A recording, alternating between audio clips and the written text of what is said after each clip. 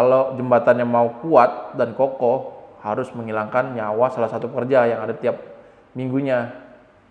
Lalu jasadnya pun dikubur sama batu, tanah, dan lain-lain untuk fondasi tersebut.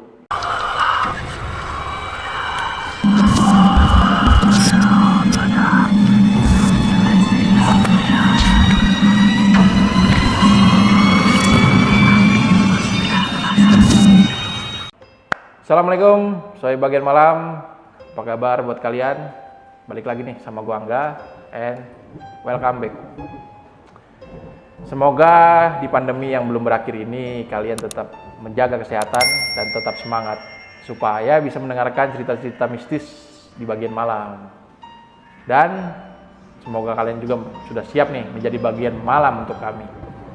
Jika sudah siap, tutup rapat-rapat pintu dan jendela rumah kalian. And let's see.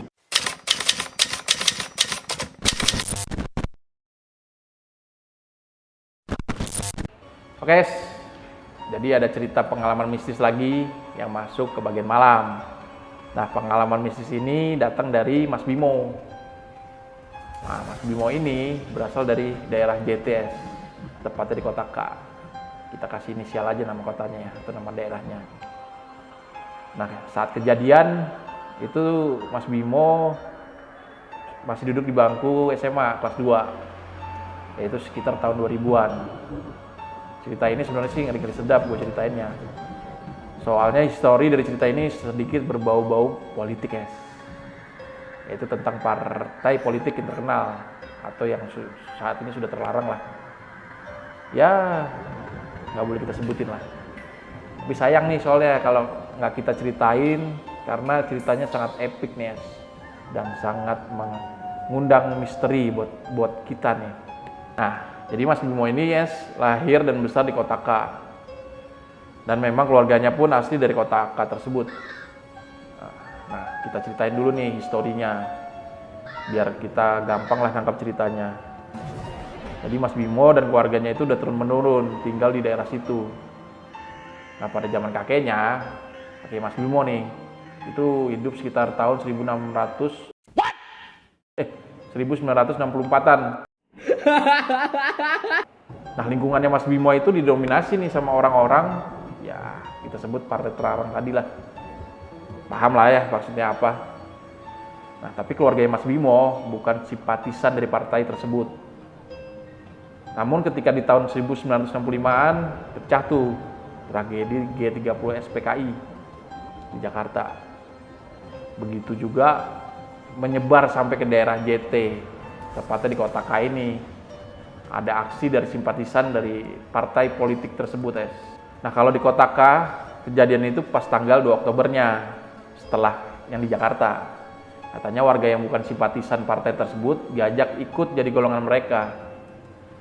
Dan bagi warga di sana tuh, di Kota K itu yang nggak mau ikut tuh dikumpulin, guys, di kantor balai desa.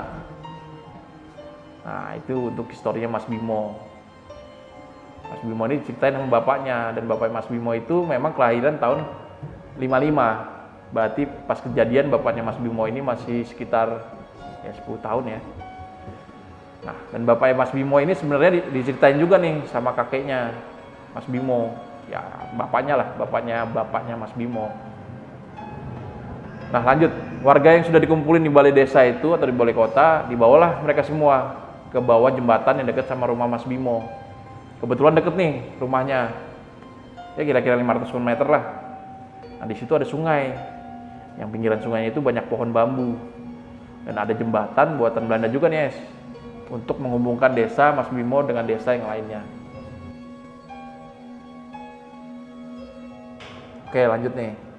Jadi menurut ceritanya Mas Bimo, yang diceritakan sama bapak Mas Bimo, warga yang udah dibawa ke bawah jembatan itu ada sekitar 15 sampai 18 orang nih, dan semua itu laki-laki dengan usia itu kira-kira 30 sampai 60 tahun.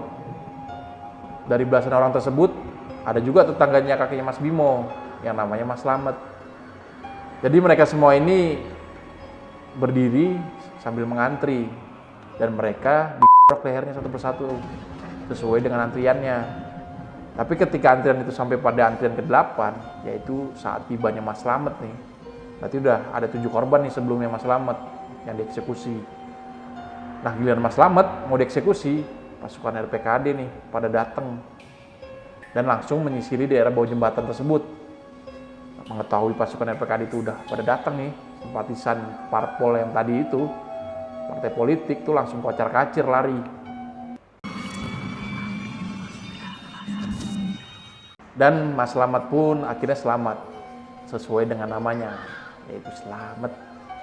Lalu Mas Slamet menceritakan kejadiannya ke kakeknya Mas Bimo, yang mana kakeknya Mas Bimo ini sudah cerita turun-temurun ke keluarganya, termasuk juga ke bapaknya Mas Bimo, yaitu anaknya. Emang nama tuh bukan sekedar nama ya, makanya kalian jangan sekali-kali ngasih nama ke anak kalian itu asal-asalan. Jadi harus sesuai dengan kaidah-kaidah yang sudah berlaku lah. Oke. Jadi gitu histori kelam yang pertama di sekitar jembatan dan sungai. Kejadian keduanya gimana? Kalian tonton ya sampai selesai videonya biar tahu kejadian kelam yang keduanya. Terus kenapa kakeknya Mas Bimo nggak diapa-apain sama simpatisan tersebut? Karena kakeknya Mas Bimo itu salah satu orang yang terpandang di desa itu. Karena suka menolong warga-warga sekitar tanpa imbalan sepeser pun. Kalau warga-warga sekitar lagi ada kesulitan. Dan dipanggilnya pun Pak Mantri sama warga sekitar atau warga desanya itu maupun desa-desa yang lainnya. Nah, singkat cerita nih, di tahun 1970-an kepala desa wilayahnya Mas Bimo itu kita namain aja namanya Pak Cokro. Nah, Pak Cokro ini mau memperbaiki jembatan. Tapi seminggu sebelum memperbaiki, Pak Cokro, kepala desa itu mimpi nih, katanya wajib naruh 2 sesajen dengan sisi yang agak berseberangan tiap minggunya. Nah, untuk mengasih sesajennya itu tiap hari Kamis sore lah. Dan kalau nggak ngelakuin itu, korban-korban yang bekas dieksekusi itu akan gentayangan dan akan banyak memakan korban dari perbaikan jembatan tersebut. Karena emang adat istiadat di sana yang masih kental lah dengan mistis-mistis dan memakai sesajen-sesajen seperti itu. Dan akhirnya Pak Kepala Desa melakukan upacara untuk menaruh 2 sesajen tadi tuh di bawah jembatan dengan sisi yang agak berseberangan. Nah, singkat cerita nih, jembatan dengan lancar diperbaiki juga. Tapi anehnya, setelah jembatan tersebut diperbaiki, kok tiap tahunnya ada aja kecelakaan. Dan ada juga korban yang meninggal di tempat. Setahun bahkan bisa 2-3 orang yang meninggal di jembatan tersebut. Ya karena kecelakaan atau hal-hal lain lah. Anehnya lagi nih, yang meninggal itu pasti laki-laki. Soalnya pernah ada yang goncengan laki-laki perempuan gitu, kecelakaan di situ, terus yang meninggal itu cuma laki-lakinya aja. Yang perempuannya hanya luka-luka. Dan yang meninggal itu laki-laki tersebut itu pasti jatuh ke sungai atau ke bawah jembatan. Katanya pasti selalu seperti itu. Nah, kebiasaan harus sesajen tersebut seperti itu pun terus dilakukan nih, berlangsung lah tiap tahunnya sampai juga di tahun 2000-an nih. Walaupun saat itu sudah ganti-ganti kepala desa, tetap aja kebiasaan naruh sesajen di bawah jembatan itu terus dilakukan tiap tahunnya. Nah, di tahun 1995-an lah sekitar segitu, pernah ada nih kepala desa yang baru nih. Nah, Pak Kepala Desa ini inisiatif nih, ide lah mau menghilangkan kebiasaan-kebiasaan sesajen itu. Tapi ditentang sama keluarga dari Pak Cokro yang sudah pertama kali melakukan penaruhan sesajen itu. Jadi keluarga Pak Cokro itu anak-anak dan turunannya Pak Cokro itu tetap rutin nih setiap minggunya, setiap Kamis sore naruh sesajen di bawah jembatan. Nah, sampai pada waktunya itu jembatan itu mau dibenerin lagi nih, diperbaiki. Ada salah satu pekerjanya nggak sengaja nyenggol salah satu sesajen, dan sesajen itu pun tumpah ke sungai dan hanyut. Nah, itu pekerja yang menumpahkan itu sorenya meninggal tabrak mobil yang melintas jembatan tersebut, dan jasadnya si pekerja itu nyemplung ke sungai dan hilang nggak tahu kemana. Nah, lanjut ya. Dan katanya juga nih pekerja-pekerja lainnya pas esok harinya itu pada sakit. Jadi pembangunan atau perbaikan jembatan itu sempat libur lah sekitar 5 hari. Dari kejadian itu, warga desanya Mas Bimo dan warga desa seberang atau sekitarnya itu percaya kalau sesajen itu emang penting. Buktinya sesajen yang satu hilang karena hanyut ke sungai, jadi banyak yang jatuh korban juga. Yaitu ya korban yang sakit lah, bahkan sampai ada yang meninggal karena ditabrak mobil atau kecelakaan lain di jembatan tersebut. Karena kepercayaan jembatan minta tumbal itu kuat, jadinya sesajen itu tetap dilakukan sama warga sekitar. Malah jumlahnya lebih dari 2, bisa sampai 5 sesajen di setiap sisi-sisi jembatan tersebut. Gitu.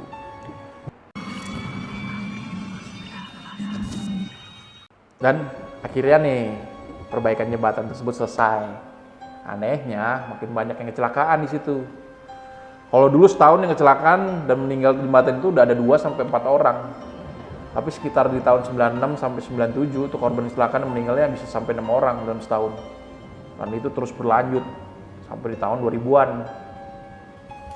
Nah, singkat cerita di tahun 2000-an itu memang ada ponakannya Mas Bimo yang tinggalnya dekat sama jembatan itu. Jembatan yang mistis tadi tuh. Kira-kira jaraknya 100 sampai 200 meter.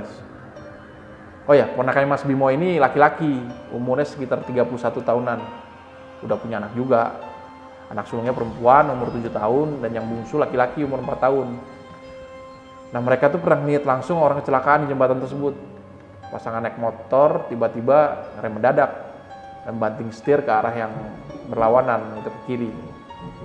Yang laki-lakinya langsung meninggal karena nyebur ke sungai dan hilang. Sedangkan yang perempuan selamat, nyangkut di besi-besi pinggir jembatan atau pembatas jembatannya itu. Pasti ada pembatas tuh setiap jembatan. Gila, detail banget gua.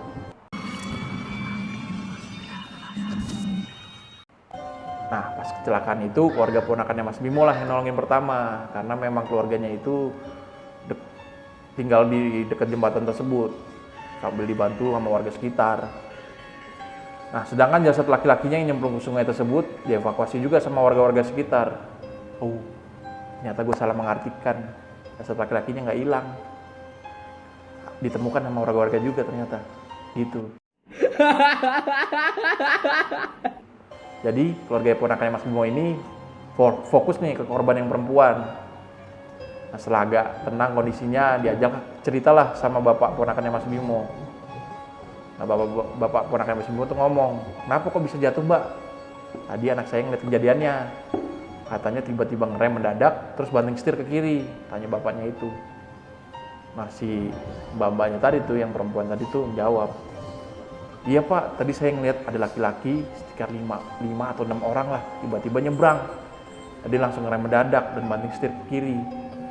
Nah, begitu penjelasan si mbak. Dari penjelasan si mbak korban tersebut, keluarga ponakannya Mas Bimo ini langsung connect nih. Apa mungkin itu korban dari simpatisan yang dulu-dulu tuh, atau makhluk goib yang mungkin yang lain lah ya, yang minta tumbal juga. Tapi menurut pengakuannya Mas Bimo, katanya keluarga ponakannya itu kalau malam-malam sering denger kayak suara-suara orang minta tolong. Tapi suaranya tuh agak jauh dan udah pasti arah suaranya itu dari jembatan. Selalu tiap malam tuh kan. Atau bahkan kadang terdengar suara kendaraan nabrak. Ya kayak nabrak tembok batas jembatan tadi. Kadang juga suaranya itu kurang agak-agak sangat jelas banget lah. Kadang juga samar-samar. Tapi begitu esok paginya sama keluarga dicek ke jembatan, ternyata nggak ada kejadian apa-apa. Hanya suara-suara yang ya begitulah.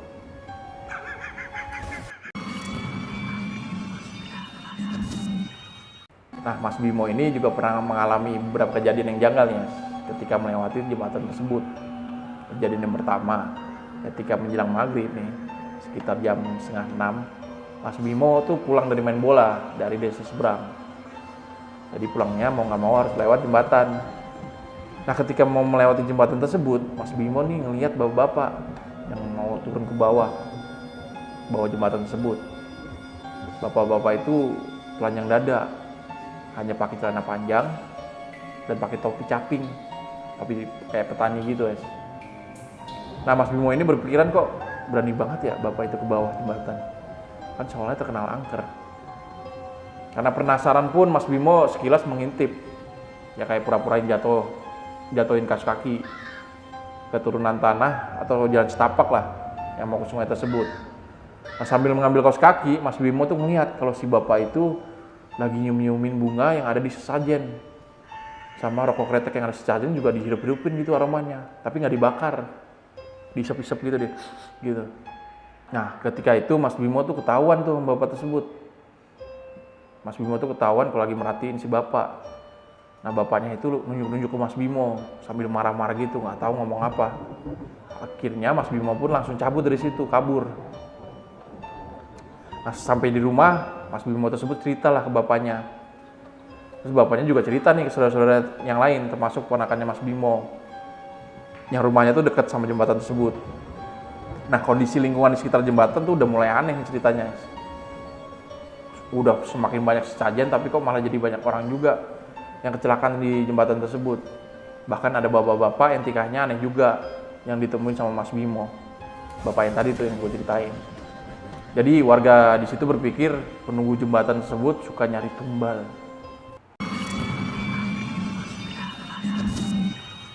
Jadi singkat cerita, di bulan Agustus warga sekitar mempunyai ide nih, ngadain lomba-lomba 17-an lah, 17 Agustus di sungai di bawah jembatan tersebut. Tujuannya supaya image angker di jembatan tersebut atau sungai itu ketutup lah dengan keseruan lomba 17 Agustus dari warga-warga sekitar.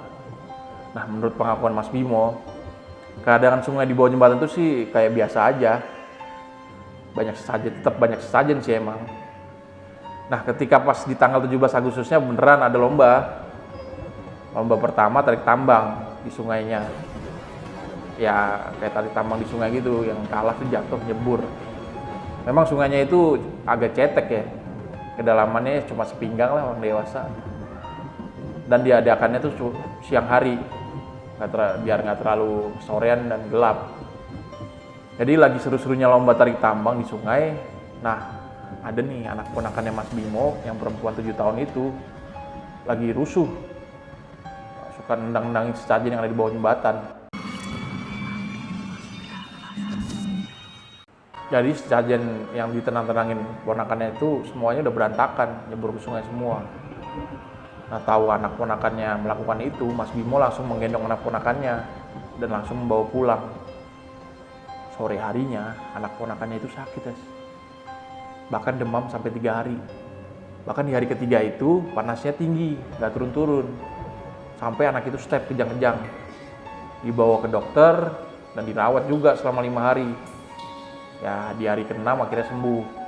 Tapi begitu pulang ke rumah dan melewati jembatan itu lagi, si anak kejang-kejang lagi, guys. Nah, ini kejadian aneh yang kedua yang dialami sama Mas Bimo. Akhirnya anak ponakannya Mas Bimo itu jadi kayak kena gangguan mental.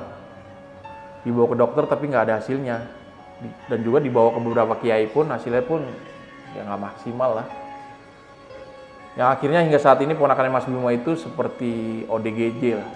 ODGJ kan orang dengan gangguan jiwa. Sampai dia gede lah. Dan kejadian memakan korban masih ada nih terus menerus. Dan korbannya pasti laki-laki ya. Epicnya nih, guys. Kalau mau ada kecelakaan, biasanya besi pembatas jembatan kanan kiri itu bunyinya sekitar 3-4 kali. Jadi kayak ada yang mukul-mukul besi itu di pembatas jembatan. Jadi kayak udah ada semacam alarm gitu. Karena ada bunyi-bunyi kayak tadi tuh. Nah, anehnya warga pun nggak pernah tahu dan nggak pernah nemuin siapa orang-orang yang mukul-mukul besi pada pembatas jembatan tersebut. Gitu menurut pengakuan Mas Bimo. Pokoknya kalau malam atau siang atau sore pun selalu ada suara besi kayak dipukul-pukul, dan besokannya pasti ada korban yang pasti juga laki-laki dan jasadnya pasti nyemplung ke sungai dan selalu berulang-ulang tuh. Nah, singkat cerita pada bulan September sekitar tahun 2000 warga pun coba mendatangkan beberapa kiai dari luar kota Kak. Seingat Mas Bimo sih ada 4 kiai yang menetralisir daerah jembatan tersebut. Akhirnya dari situ terkuak juga nih semuanya. Ternyata di situ tuh ada korban dari penjajahan zaman Belanda di jembatan tersebut. Informasinya yang didapat pun dari komunikasi antara kiai dengan makhluk-makhluk gaib di situ. Katanya ada belasan laki-laki nih yang dijadikan tumbal proyek jembatan oleh penjajah zaman Belanda. Jadi singkat cerita, dahulu kala orang Belanda itu atau company itu menangkap warga-warga sekitar. Nah, dari warga sekitar ada juga nih seorang dukun yang tertangkap sama penjajah Belanda. Dan warga-warga yang ditangkap penjajah itu disuruh untuk kerja paksa atau kerja rodi membangun jembatan. Nah, gilanya nih, si dukun itu bilang nih ke salah satu mandor penjajah tersebut, orang company itu, kalau jembatannya mau kuat dan kokoh, harus menghilangkan nyawa salah satu pekerja yang ada tiap minggunya. Lalu jasadnya pun dikubur sama batu, tanah, dan lain-lain untuk fondasi tersebut. Nah, jadi ditumpuk gitu sama fondasinya, nyawa-nyawa tersebut. Sangat miris ya. Nasihat dari dukun dilakukan juga sama penjajah, yang pada akhirnya ada belasan orang-orang perja yang jadi tumbal, termasuk si dukun gila itu juga menjadi tumbalnya. Mampus tuh dukun. Nah, selain dari tumbal proyek itu, ditambah sama ada kejadian setelahnya tuh, simpatisan-simpatisan si partai politik tadi tuh yang gue ceritain di awal. Numpuklah jadi banyak korban-korban di jembatan tersebut atau di daerah sekitar situ. Jadi inilah kejadian kelam yang kedua dari jembatan tersebut. Lanjut nih, lalu Pak Kiai tadi tuh ngasih tahu juga kalau sesajen yang malah bikin makhluk-makhluk mati penasaran ini betah di situ. Dan dia selalu nyari-nyari teman supaya laki-laki yang melintas sekitar jembatan tersebut tuh nasibnya tragis kayak mereka. Ya, makanya kecelakaan terus. Nah, singkat cerita jembatan itu pun dibersihkan dari sesajen-sesajen. Jadi udah nggak pernah ada lagi sesajen. Walaupun kadang masih ada nih, 1 atau 2 aja lah sesajen yang naruh di situ.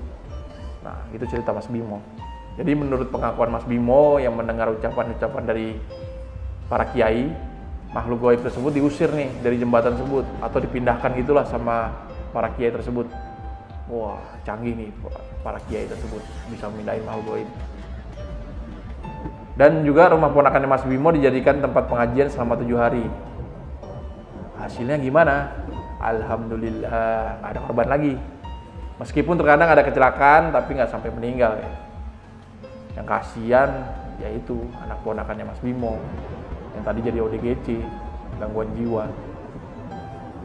Dan pada akhirnya di tahun 2014 ponakannya tersebut katanya sih meninggal dunia. Innalillahi wa inna ilaihi raji'un.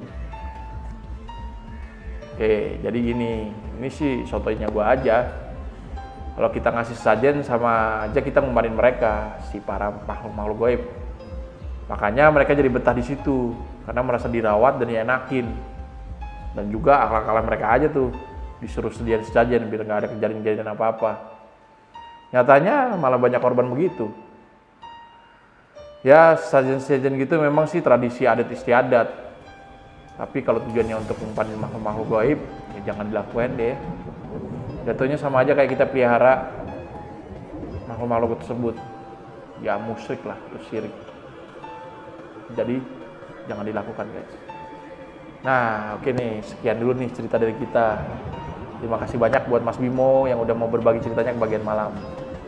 Terima kasih juga buat kalian nih yang udah selalu menonton dan selalu ngasih saran atau masukan ke channel ini. Sama juga kritik-kritiknya. Dan yang terpenting nih, jangan lupa di subscribe, like, share, and comment. Itu yang terpenting.